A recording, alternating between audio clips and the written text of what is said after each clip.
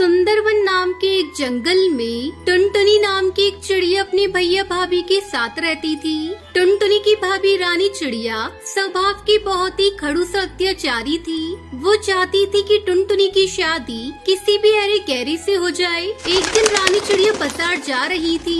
रास्ते में उसने देखा कि एक बहुत ही मजबूर और गरीब भिखारी कौवा अपनी बूढ़ी माँ की दवाई के लिए पक्षियों से भीख मांग रहा था।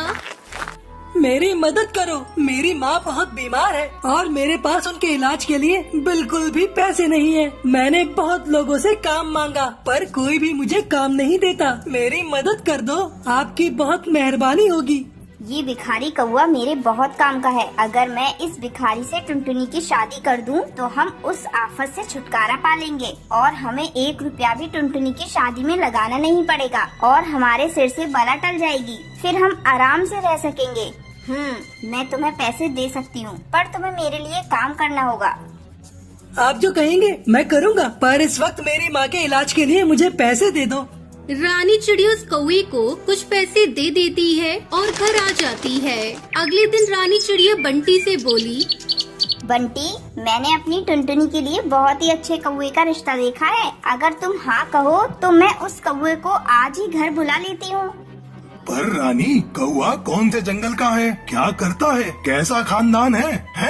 हमें ये सब भी तो देखना पड़ेगा कि नहीं? बस आ गई ना वही बात तुम्हारे दिमाग में। तुम तो सोचते हो कि मैं टुनटुनी की भाभी हूँ। माँ होती तो वो उसके लिए अच्छा रिश्ता ढूंढ कर लाती। रहने दो, तुम तो मुझे अपना समझते ही नहीं हूँ। भला मैं अपनी टुनटुनी के लिए कोई गलत रिश्ता ढूंढ कर थोड़ी न लाऊंगी।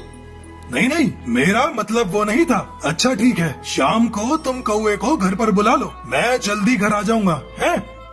रानी चिड़िया भिखारी कौवे को शाम को अपने घर बुलाती है। उस कौवे का नाम कालू था। शाम को कालू नहा धोकर घर आ जाता है। कालू की मजबूरी ये थी कि वो एक गरीब भिखारी था और रानी ने उसकी माँ के इलाज के बदले में जो शर्त रखी थी वो उसे मजबूरी में माननी पड़ी और टुनटुनी की शादी कालू के साथ हो जाती है। पर शादी के बाद कालू टुनटुनी से कुछ भी नहीं छुपाता। वो उसे शुरू से लेकर आखिर तक सारी सच्चाई बता देता है। और ये है सारी सच्चाई। टुनटुनी, तुम अगर वापस अपने भैया के पास जाना चाहती हो तो मैं तुम्हें नहीं रोकूंगा। रानी भाभी ने मेरी शादी भले ही आपके साथ किसी भी तरह की हो, पर आप मेरे पति हैं और माँ जी मेरी माँ है। आप दोनों जहाँ रहेंगे मैं वहीं रह लूंगी। मैं वापस जाकर अपने भैया को और कष्ट नहीं देना चाहती।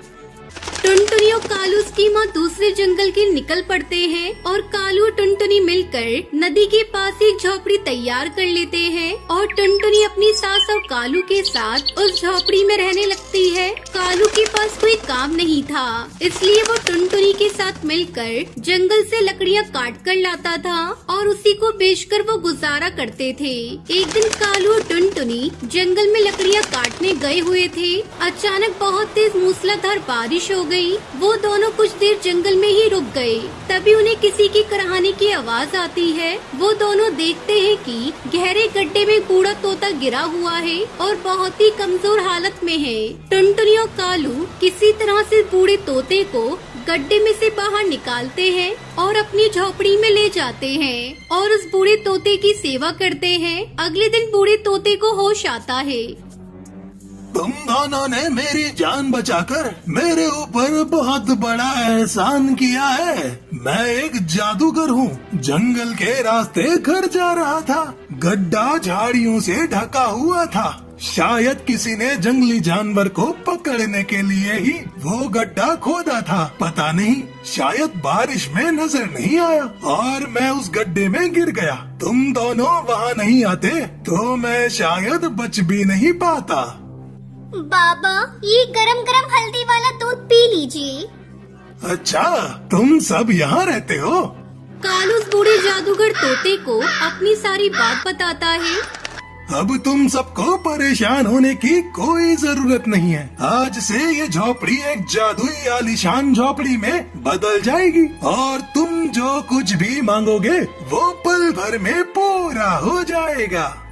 इतना कहकर वो बूढ़ा जादूगर वहाँ से चला गया और उनकी वो झोपड़ी आलीशान बन गई। अब टुनटुनी और कालू और उसकी माँ आराम से उस आलीशान झोपड़ी में रहने लगे। उनके पास किसी चीज की कोई कमी नहीं थी।